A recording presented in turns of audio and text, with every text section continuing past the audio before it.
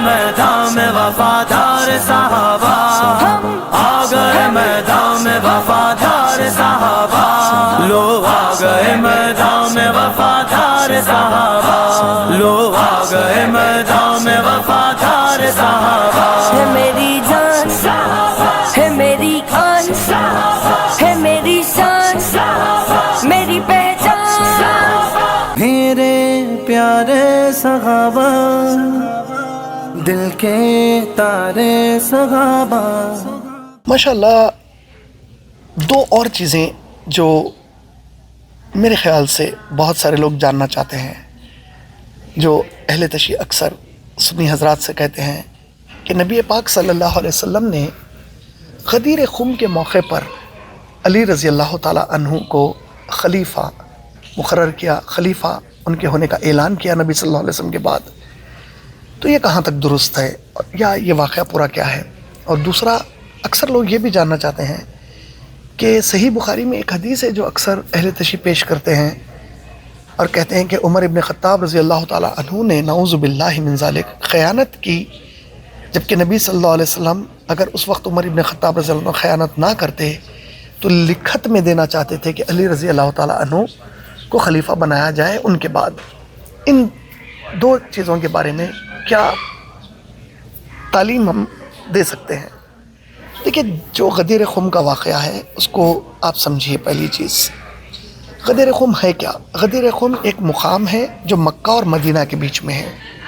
اب یہ جو واقعہ ہے اس کی جو تاریخ ہے وہ یہ ہے کہ پیارے نبی صلی اللہ علیہ وسلم اپنی حیات طیبہ میں صرف ایک حج کیے، ہم سب جانتے ہیں، اور جب حج سے مدینہ طیبہ لوٹے تو ذی الحجہ کے بعد محرم کا مہینہ تھا، محرم کے بعد صفر کا مہینہ، اور 12 ربیع الاول کو اس کے بعد کے مہینے میں انتقال ہو گیا، یعنی آپ حج کر کے لوٹنے کے بعد صلی اللہ علیہ وسلم کا انتقال ہو گیا۔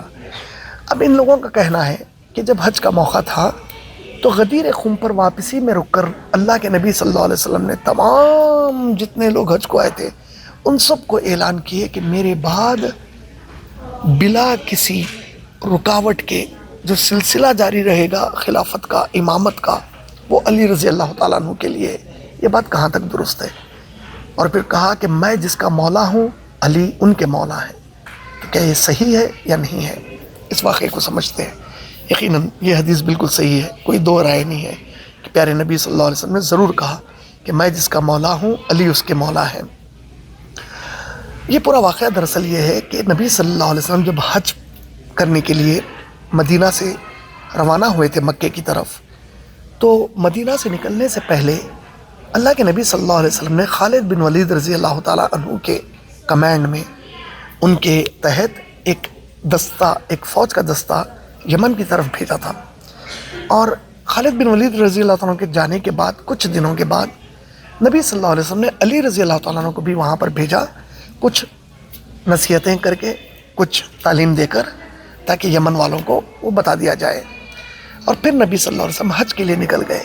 علی رضی اللہ تعالیٰ عنہ یمن کا وہ اپنا کام مکمل کر کے وہ حج کے لیے مکۃ المکرمہ یمن سے سیدھے آ گئے۔ جب مکۃ المکرمہ نبی صلی اللہ علیہ وسلم پہنچ گئے تو یمن سے جو لوگ حج کرنے کے لیے آئے تھے ان لوگوں نے نبی صلی اللہ علیہ وسلم کے سامنے بعض معاملات پر علی رضی اللہ تعالیٰ عنہ کے بارے میں شکایت کی، اور اللہ کے نبی صلی اللہ علیہ وسلم بہت ناراض ہوئے، چہرہ سرخ ہو گیا۔ رسول پاک صلی اللہ علیہ وسلم کے اس چہرے انور کو دیکھ کر لوگ سمجھ گئے کہ نبی صلی اللہ علیہ وسلم سختی سے اس بات کو ناپسند کر رہے ہیں کہ کوئی بھی علی رضی اللہ تعالیٰ عنہ کے بارے میں ان سے کوئی شکایت کرے۔ بہرحال حج کا موقع تھا، حج مکمل ہو گیا۔ اللہ کے نبی صلی اللہ علیہ وسلم جب حج سے مدینے کی طرف واپس ہو رہے تھے تو راستے سے جب گزر رہے تھے تو غدیر خم ایک مقام ہے جہاں پر سے صحابہ پھر اور جدا ہونے والے تھے، اور الگ الگ مقامات کے بھی صحابہ چلے جانے والے تھے، اور یمن کے صحابہ بھی وہاں سے ایک الگ راستہ لے کر یمن چلے جانے والے تھے۔ اس مقام پر رک کر نبی صلی اللہ علیہ وسلم نے ایک خطبہ دیا، اور اس خطبے میں کہا کہ میں جس کا مولا ہوں علی اس کے مولا ہے، کوئی دو رائے نہیں ہے۔ اب مسئلہ یہ ہے کہ اگر اللہ کے نبی صلی اللہ علیہ وسلم کو یہ کہنا تھا کہ میرے بعد علی خلیفہ ہے تو خلیفہ کا لفظ استعمال کر لیتے، مولا بولنے کی ضرورت ہی نہیں تھی. اور یہ جو مولا کا لفظ ہے دنیا کی تاریخ میں کبھی بھی عربی زبان میں خلیفہ کے معنی میں استعمال ہی نہیں ہوا. مولا کہتے ہیں، میں اللہ کو اپنا مولا کہتا ہوں تو اس کا معنی اللہ میرے خلیفہ ہے تھوڑی ہوتا ہے، نعوذ باللہ من ذالک. میں نبی صلی اللہ علیہ وسلم کو درود میں کہتا ہوں مولانا سیدنا مولانا، تو مولا کے معنی نبی صلی اللہ علیہ وسلم میرے خلیفہ تھوڑی ہے، میرے تو رسول ہے اللہ کے نبی صلی اللہ علیہ وسلم. رسول کے بعد جو خلیفہ کا لفظ ہے، خلیفہ کا لفظ استعمال کرتے ہیں. نبی صلی اللہ علیہ وسلم نے یہ حدیث میں نہیں کہا کہ میرے بعد 30 سال تک خلفائے راشدین کا دور رہے گا. جب آپ سنن ابو داؤد پڑھیں گے حدیث نمبر 4646 4646 حدیث نمبر، تو نبی صلی اللہ علیہ وسلم نے خلفاء کا لفظ استعمال کیا، خلیفہ کا لفظ استعمال کیا. اللہ نے سورہ بقرہ کی آیت نمبر 30 سے 38 تک جب پڑھیں گے تو اللہ نے کہا میں نے فرشتوں کو کہا کہ زمین پر میں ایک خلیفہ مقرر کرنے والا ہوں، تو خلیفہ ایک عام لفظ تھا. نبی صلی اللہ علیہ وسلم واضح طور پر کسی کا ڈر تھا اللہ کے نبی صلی اللہ علیہ وسلم کو، نعوذ باللہ من ذالک. کون ہے جو نبی صلی اللہ علیہ وسلم کی بات کے اوپر نہ کہتا یا ہمت جتاتا کہ آپ یہ کیوں کہہ رہے ہیں؟ کھل کر کہتے تھے یہ خلیفہ ہے. مولا کہا، اور کیوں کہا؟ وہ جگہ تھی جہاں سے وہی قافلہ جو یمن سے آیا تھا وہ وہاں سے الگ ہونے والا تھا.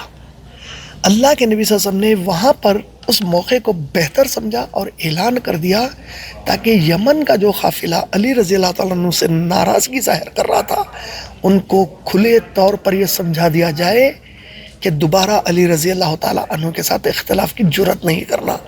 یاد رکھنا کہ میں جس کا مولا ہوں علی اس کے مولا ہے، ماشاءاللہ اس معنی میں کہا. اور یہی لفظ مولا اللہ کے نبی صلی اللہ علیہ وسلم نے زید بن حارث رضی اللہ تعالیٰ عنہ، جو نبی صلی اللہ علیہ وسلم کے پاس ایک غلام تھے، زید بن حارث رضی اللہ تعالیٰ عنہ کے لیے کہا انت اخونا و مولانا. کیا کہا؟ اے زید تم میرے ہمارے بھائی اور ہمارے مولا ہو. تو کیا زید بن حارث رضی اللہ تعالیٰ نبی صلی اللہ علیہ وسلم کے خلیفہ ہو گئے، نعوذ باللہ من ذالک. تو مولا کا لفظ قرآن اور حدیث میں کبھی بھی خلیفہ کے لیے استعمال نہیں ہوا، سب سے پہلی چیز. دوسری چیز، غدیر خم 18 ذی الحجہ کا واقعہ ہے. یہ 9 ذی الحجہ کو عرفہ کے میدان میں اللہ کے نبی صلی اللہ علیہ وسلم تمام حاجیوں میں خطبہ دے رہے ہیں.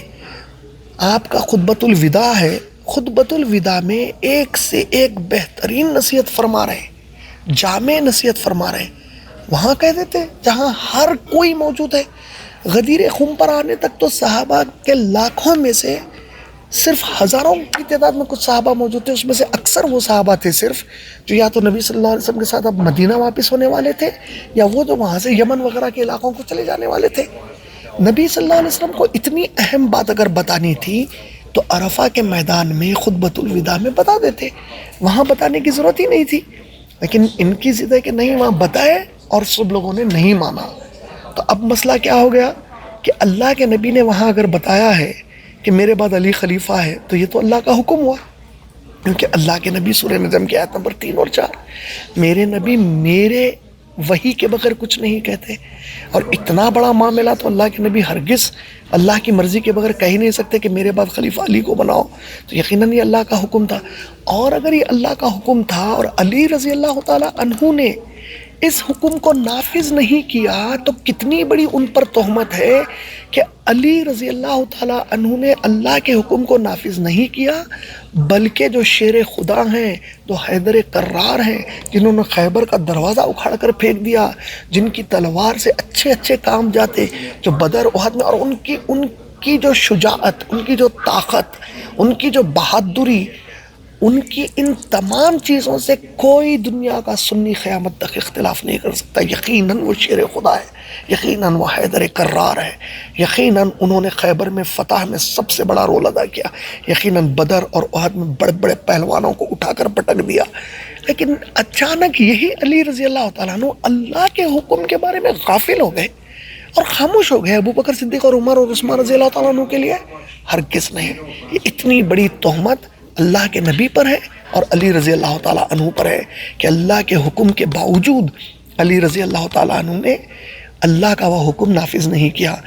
جبکہ ہم سب جانتے ہیں کہ علی رضی اللہ تعالیٰ عنہ کے بیٹے حسین رضی اللہ تعالیٰ عنہ، جس کی بہادری اپنے باپ علی رضی اللہ عنہ کے برابر کبھی قیامت تک نہیں ہو سکتی، ہم حسین رضی اللہ تعالیٰ عنہ کو کبھی بھی علی رضی اللہ عنہ کے برابر نہیں مان سکتے. بیٹے ہیں، بیٹے نے اتنی ہمت دکھائی کہ وہ شہادت نوش فرما گئے حق اور باطل کے لیے، اور والد کمپرومائز کر گئے، نعوذ باللہ. اللہ کے حکم کو نافذ نہیں کیا. کتنی بڑی تہمت ہے علی رضی اللہ تعالیٰ عنہ کے اوپر، اور کتنی بڑی ان کی شان میں گستاخی ہے یہ کہنا کہ اللہ کا حکم تھا کہ وہ خلیفہ بنے لیکن ان کو کچھ لوگوں نے نہیں بننے دیا. ارے وہ اکیلے پورے 1 لاکھ سے بڑھ جاتے اگر وہ اللہ کا حکم ہوتا. یہ ہمارا ایمان ہے علی رضی اللہ تعالیٰ عنہ کے اوپر، لیکن انہوں نے ایسا نہیں کیا. اور پھر مسئلہ عقل لگا کر دیکھو آپ لوگ، علی رضی اللہ تعالیٰ عنہ کو اگر اللہ کے نبی صلی اللہ علیہ وسلم نے غدیر خم میں خلیفہ مقرر کر دیا تھا، تب آپ بتائیے کہ نبی صلی اللہ علیہ وسلم جب واپس آ گئے، انتقال کے پہلے 17 ایسی نمازیں ہیں جس میں نبی صلی اللہ علیہ وسلم خود کھڑے ہو کر امامت نہیں کیے، اور امامت کے لیے 17 نمازوں، یہ تاریخ کو کوئی جھٹلا ہی نہیں سکتا. ابو بکر صدیق رضی اللہ تعالیٰ عنہ کو آگے بڑھا دیا. 17 نمازیں اللہ کے نبی ابو بکر صدیق کی امامت میں پڑھ رہے ہیں، جبکہ اللہ کے نبی کو معلوم ہے کہ میرے بعد خلیفہ علی ہوں گے، تو ابو بکر کی امامت میں نماز کی ضرورت ہی نہیں تھی رضی اللہ تعالیٰ عنہ کی. اور اندازہ کریے نماز کیسی عبادت ہے، توحید کے بعد سب سے بڑی افضل ترین عبادت ہے نماز. اچھا پھر اور ایک بات، یہ کیسے بھول گئے کہ نبی صلی اللہ علیہ وسلم نے جس سال حج کیا اس کے 1 سال پہلے اللہ کے نبی صلی اللہ علیہ وسلم نے مدینے سے ایک قافلہ حج کے لیے بھیجا. فتح مکہ 8 ہجری میں ہوا. 9 ہجری میں اللہ کے نبی صلی اللہ علیہ وسلم نے پہلی مرتبہ حج کا پہلا قافلہ مدینے سے روانہ کیا، جس میں علی رضی اللہ تعالیٰ عنہ شامل ہے، دوسرے صحابہ شامل ہیں. ان سب صحابہ کو بھیجا مکے کو یہ کہنے لگانے کے لیے کہ اگلے سال کے حج میں انشاءاللہ نبی صلی اللہ علیہ وسلم آنے والے ہیں. اور آپ جانتے ہیں جو قافلہ حج کے لیے گیا، پہلا حج جو مسلمان جا کے فتح مکہ کے بعد کیے، وہ حج کے قافلے کے سردار، جس میں علی رضی اللہ عنہ خود قافلے میں ہیں، اس کے سردار تھے ابو بکر صدیق رضی اللہ تعالیٰ عنہ. اللہ کے نبی صلی اللہ علیہ وسلم ان کو یہ قافلے کا سردار بنا کر بھیجے. 17 نمازیں ان کی امامت میں پڑھ رہے، اور اللہ کے نبی صلی اللہ علیہ وسلم کو خلیفہ کہنا تھا تو مولا کا لفظ استعمال کرنے کی ضرورت ہی نہیں تھی. اور علی رضی اللہ تعالیٰ عنہ کو اگر یہ بات معلوم تھی کہ اللہ نے ان کو خلیفہ مقرر کیا ہے نبی صلی اللہ علیہ وسلم کے بعد اور یہ اللہ کا حکم ہے، تو اللہ کی قسم ہے علی رضی اللہ تعالیٰ عنہ پورے 1 لاکھ صحابہ سے لڑ لیتے، شہید ہو جاتے، یا سب کو جو ہے نا سزا دے کر خود خلیفہ بنتے، لیکن کمپرومائز کبھی نہیں کرتے. یہ ہمارا علی رضی اللہ تعالیٰ عنہ کے ایمان پر ہمارا ایمان ہے. الحمدللہ ثم الحمدللہ. اور کتنی بڑی تہمت ہے، اندازہ کرو آپ، کتنی بڑی تہمت. ایسی تہمت جو ابو بکر صدیق، عمر ابن خطاب، عثمان غنی رضی اللہ تعالیٰ عنہ کو اسلام کے دائرے کے باہر کرنے کے لیے انہوں نے گھڑ دی. نعوذ باللہ کہ اللہ کا حکم تھا لیکن ان لوگوں نے نہیں مانا. نعوذ باللہ من ذالک. اور جو وہ دوسرا واقعہ ہے کہ عمر ابن خطاب رضی اللہ تعالیٰ عنہ نے قناعت کی. کیا قناعت کی؟ نعوذ باللہ. یہ صحیح بخاری کی حدیث نمبر 7366 ہے، 7366. حدیث کیا ہے کہ اللہ کے نبی صلی اللہ علیہ وسلم جب آخری اپنے دنوں میں بہت زیادہ طبیعت خراب ہونے کی وجہ سے بستر سے اٹھ نہیں سک رہے تھے، تو آپ کی مزاج پرسی کے لیے صحابہ جمع تھے. اور اس وقت اللہ کے نبی صلی اللہ علیہ وسلم نے کہا کوئی مجھے کاغذ اور قلم لا دے تاکہ میں وہ بات لکھا دوں جس سے تم لوگ میرے بعد کبھی گمراہ نہ ہو. تو عمر ابن خطاب رضی اللہ تعالیٰ عنہ نے فوراً کہا کہ دیکھو نبی صلی اللہ علیہ وسلم کی مزاج بالکل اس کیفیت میں نہیں ہے کہ وہ کچھ لکھا سکیں یا لکھ سکیں. ہمارے پاس اللہ کی کتاب موجود ہے ہدایت کے لیے. تو اس کے اوپر بعض صحابہ نے اعتراض کیا. ابن عباس رضی اللہ عنہ اس حدیث کے راوی ہیں، وہ کہتے ہیں کہ ہم نے بھی اعتراض کیا. ہم نے کہا کہ نبی صلی اللہ علیہ وسلم جو لکھانا چاہ رہے ہیں لکھنے دو. لیکن عمر رضی اللہ عنہ اور ان کے ساتھ کچھ صحابہ تھے جو ان لوگوں نے کہا کہ نہیں، عمر ابن خطاب رضی اللہ عنہ بالکل صحیح کہہ رہے ہیں، مت کرو.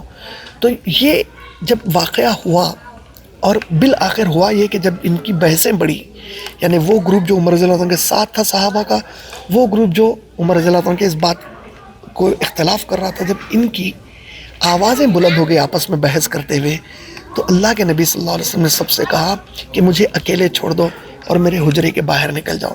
اور سب لوگ حجرے کے باہر نکل گئے. اس کے بعد تو اب ان کا ماننا ہے کہ اس وقت اللہ کے رسول کاغذ پر لکھنا چاہ رہے تھے کہ علی رضی اللہ تعالیٰ عنہ کو خلیفہ بناؤ. میں یہ پوچھنا چاہتا ہوں کہ جب آپ کے حساب سے اللہ کے نبی صلی اللہ علیہ وسلم نے غدیر خم میں آلریڈی اعلان کر دیا تھا کہ میرے بعد وہ خلیفہ ہیں، تو پھر سے خلیفہ لکھنے کی ضرورت ہی نہیں تھی بچی ہوئی. اب چلیے مان لیجئے پھر بھی لکھنا چاہ رہے تھے کہ وہ خلیفہ بنے، تو اب تو مسئلہ یہ آ گیا کہ اگر عمر ابن خطاب رضی اللہ تعالیٰ عنہ کی بات کو مان لیا جائے کہ انہوں نے نبی صلی اللہ علیہ وسلم کی بات نہیں مانی اور لکھنے نہیں دیا، تو وہاں پہ ابن عباس رضی اللہ تعالیٰ عنہ بھی موجود تھے، تو پھر وہ کیسے عمر ابن خطاب رضی اللہ عنہ کی بات مان گئے اور نبی صلی اللہ علیہ وسلم کی نافرمانی کرے؟ وہ تو چچازاد بھائی ہیں، وہ تو اہل بیت میں سے ہیں، انہوں نے کیسے پھر اس طریقے سے گستاخی کی؟ نعوذ باللہ۔ اب سب سے بڑا مسئلہ جس کا جواب ان کے پاس ہے ہی نہیں، وہ یہ ہے کہ جب یہ مسئلہ ہوا جس میں نبی صلی اللہ علیہ وسلم نے سب کو بھجا دیا اور کچھ بھی نہیں لکھے، اس کے بالکل دوسرے دن اللہ کے نبی صلی اللہ علیہ وسلم مسجد نبوی میں گئے، منبر رسول پر مسجد نبوی کے چڑھے، تمام انصار اور مہاجرین صحابہ کو کہا کہ جمع ہو جاؤ مسجد میں، سب لوگ جمع ہوئے اور اللہ کے نبی صلی اللہ علیہ وسلم نے ایک خطبہ دیا، اور اس خطبے میں اللہ کے نبی صلی اللہ علیہ وسلم نے مہاجرین اور انصار کی تعریفیں اور ان کے احترام اور ان کی عظمتیں بیان کی، لیکن اس پورے اپنے خطبے میں ایک بار بھی علی رضی اللہ تعالیٰ عنہ کو خلیفہ بنانے کا ذکر نہیں کیا۔ مسئلہ یہ ہے کہ جو چیز لکھ نہیں پائے، نیکسٹ ڈے نبی صلی اللہ علیہ وسلم خود جا کے خطبہ دیے پوروں کو بٹھا کے، کمرے میں تو کچھ لوگ تھے، مسجد نبوی میں تو پورے انصار اور مہاجر جمع تھے، تو وہاں کہہ دیتے، وہ بھی نہیں کہے۔ تو اب مسئلہ یہ ہو گیا کہ پھر ابھی سمجھ نہیں آ رہا کہ جو چیز لکھنا چاہ رہے تھے نبی صلی اللہ علیہ وسلم نیکسٹ ڈے بول سکتے تھے، اگلے دن بول سکتے تھے، وہ بولے ہی نہیں۔ تو اس سے بات کیا سمجھ میں آ گئی؟ اس سے بات یہ سمجھ میں آ گئی کہ جو تم لوگ سوچ رہے ہیں کہ وہ لکھنا چاہ رہے تھے، یہ تمہاری سوچ ہے، یہ ایک فکشن ہے، یہ ایک خیالی پلاؤ ہے جو پکا پکا کر آج تک تم لوگ اسی کی یہ ہنڈی کو کھا رہے ہیں۔ یہ ہرگز اللہ کے نبی صلی اللہ علیہ وسلم کا ایسا منشا نہیں تھا۔ اگر یہ ہوتا تو پھر جو دوسرے دن خطبہ مسجد نبوی میں دیے اسی دن بول دیتے۔ اور کیسے بھولتے بھائی، علی رضی اللہ تعالیٰ عنہ داماد ہیں عمر ابن خطاب رضی اللہ تعالیٰ عنہ، علی رضی اللہ تعالیٰ عنہ نے خود کی اور بی بی فاطمہ کی بیٹی حسن اور حسین رضی اللہ تعالیٰ عنہ کی سگی چھوٹی بہن سے عمر ابن خطاب کا نکاح کیا۔ علی رضی اللہ تعالیٰ عنہ کے بیٹوں کے نام نہج البلاغہ میں ہیں، ابو بکر، عمر اور عثمان۔ حسین رضی اللہ تعالیٰ عنہ کی اولادوں میں، ان کے رشتہ داروں میں یہ نام کے کئی لوگ ہیں، یہ خلفاء کی عزت میں رکھے گئے نام۔ تو یہ سب اس طریقے کی گفتگو کرنا چھوڑیے۔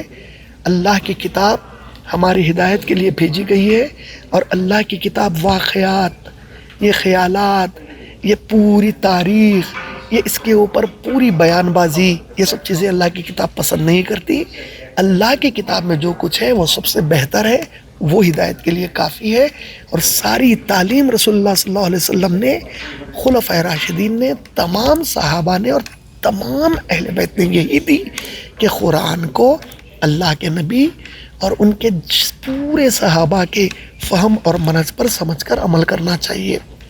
اس پر آپ لوگ بھی آ جاؤ، آپ لوگوں کو کھلی دعوت ہے۔ آپ لوگوں کے پاس کئی ایسے سوال ہیں جس کے جواب نہیں ہے میرے اہل تشیع، آپ لوگ کیوں یہ ضد لے کے بیٹھے ہو؟ غیر مسلم بھی جو ہے آپ کے غیبانے میں ہنستا جب سنتا کہ بھائی جب انہوں اس دور میں موجود تھے اور انہوں اعتراض نہیں کرے تو اب یہ لوگ اپنے آپ کو چیر کے پھاڑ کے اپنا خون بہا کے اتنا سب کیوں تماشا کر رہے ہیں؟ بھائی وہ دور چلے گیا نا، اور اس کے اوپر اپنا وقت ضائع مت کریے۔ آپ لوگ اللہ کی کتاب کو پکڑیے اور ابو بکر صدیق، عمر ابن خطاب اور عثمان غنی رضی اللہ تعالیٰ عنہ کے طریقے سے زندگی گزاریے امن کے ساتھ۔ اور علی رضی اللہ تعالیٰ عنہ جس طرح ان تینوں خلفاء کو مان کر ان سے محبت کیے، ان کی اتباع اور اطاعت کیے، ان کے حکم کو بجا لائے، ان کے حکم کے فرما بردار تھے علی رضی اللہ تعالیٰ عنہ، ایسے ہی ان تینوں خلفاء کے حکم کے آپ لوگ بھی فرما بردار ہو جاؤ۔ جو فضیلتیں علی رضی اللہ تعالیٰ عنہ کی ہیں یقیناً اس سے کوئی اعتراض نہیں ہے۔ فضیلتیں خلفاء راشدین کی بھی بے شمار ہے، صحابہ کی بھی بے شمار ہے، لیکن تمام فضیلتوں کا دار و مدار وہ آخرت کے دن کے لیے ہے۔ یہاں پر اللہ نے ایک نظام قائم کیا اور اس نظام کے ذریعے زندگی گزرتی ہے۔ اللہ کے نبی سب سے افضل نبی ہے، اس میں کوئی انکار نہیں کیا جا سکتا، لیکن گنتی میں سب سے آخری میں آئے تو سب سے آخری میں آئے تو اس سے نبی صلی اللہ علیہ وسلم کی فضیلت میں کوئی کمی نہیں آئی۔ تو فضیلتوں کا معاملہ آخرت کا ہے۔ دنیا کو اللہ نے ایک نظام اور ایک مشیت پر قائم کیا تو آدم علیہ السلام کو پہلے بھیجے اور سب سے افضل نبی کو آخری بھیجے۔ اب آپ کہیں گے اچھا تو اس اعتبار سے کیا ہم مانتے ہیں کہ علی رضی اللہ عنہ سب سے افضل ہے؟ تو نہیں، یہ بات میں نہیں بول رہا ہوں، میں صرف بتانا یہ چاہ رہا ہوں کہ آپ لوگ جو ضد لے کے بیٹھے ان کی اتنی بڑی فضیلت ہے تو انہوں نمبر 1 ہونا چاہیے۔ تو میں صرف اتنا ہی بتانا چاہ رہا ہوں کہ اگر اتنی بڑی فضیلت ہے تو انہوں نمبر 1 ہونا ضروری نہیں ہے، انہوں کوئی بھی نمبر پہ آ جاؤ ان کی وہ فضیلت قائم رہتی۔ اور ماشاءاللہ سے وہ اکثر ابو بکر اور عمر اور عثمان رضی اللہ عنہ کی بے تحاشا تعریفیں کیا کرتے تھے. انہوں نے اپنے بچے کو بھی یہ نصیحت کی.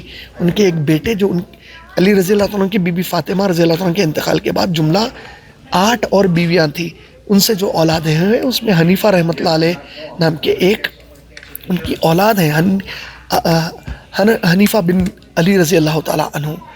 انہوں نے اپنے بابا سے پوچھا کہ اے علی ابن طالب، اے میرے بابا جان، آپ کی نظر میں خیر الناس خیر الناس، سب سے اچھا انسان کون ہے اللہ کے نبی کے بعد صحابہ میں؟ تو کہا ابو بکر. کہا اس کے بعد؟ تو کہا عمر ابن خطاب. اور پھر وہی راوی ابن علی حنیفہ ابن علی رحمۃ اللہ علیہ فرماتے ہیں کہ میں سوچا کہ اگر پوچھوں گا اس کے بعد کون، تو میرے بابا عثمان رضی اللہ تعالیٰ عنہ کا نام لے لیں گے. تو میں نے خود سے کہہ دیا مجھے یقین ہے عمر رضی اللہ عنہ کے بعد سب سے اچھے انسان آپ ہوں گے. تو کہا کہ نہیں، اس کے بعد عثمان غنی رضی اللہ تعالیٰ عنہ ہے. میں تو ایک معمولی مسلمان ہوں. کہا یہ ہمارے علی رضی اللہ عنہ کی تعلیم اور تربیت ہے، اس پر عمل کرو، یہ سب ضد چھوڑو، یہ تماشے چھوڑو. اور میرے سنی بھائیوں کو بھی بول رہا ہوں جو جاہل ہیں، ذرا جہالت چھوڑو، قرآن سے قریب ہو، حدیث سے قریب ہو، قصے کہانیوں سے دور ہو. قصے کہانیوں پہ کوئی سوال آخرت میں ہونے والا نہیں ہے. سورہ بقرہ کی آیت نمبر 134 میں اللہ نے فرما دیا جو پہلی قومیں گزر چکی ان سے ان کے بارے میں پوچھا جائے گا، تم سے تمہارے بارے میں پوچھا جائے گا، اور تمہارے بعد جو آئیں گے ان لوگوں سے تمہارے بارے میں نہیں پوچھا جائے گا، ان سے ان کے بارے میں پوچھا جائے گا. تو اپنے آخرت کی فکر کرو. یہ قصے کہانیاں اسلام اس سے شروع سے جو مسلمانوں کو دور رکھا. صرف وہ قصے جو اللہ قرآن میں بیان کیے وہ ہمارے لیے اہمیت کے قصے ہیں. صرف وہ قصے جو رسول اللہ صلی اللہ علیہ وسلم نے احادیث میں بیان کیے وہ ہماری ہدایت اور آخرت کے قصے ہیں. باقی تمام چیزیں ایک تاریخ ہے، ایک چیز گزر گئی. جو اصل ہوا وہ اللہ کے نبی کے دور میں ہوا، جو سب سے بہترین دور تھا. تا قیامت اب ویسا دور نہیں آ سکتا. وہ سب سے بہترین دور تھا. جو کچھ ہوا ان کے دور میں وہ سب سے افضل ہوا. اس کے اوپر توجہ دو اپنی. امید میں آپ لوگوں کے اس 2 مسئلوں کے اوپر جواب کو مکمل کیا. جزاک اللہ خیر. السلام علیکم ورحمۃ اللہ وبرکاتہ. میرے پیارے صحابہ، دل کے تارے صحابہ.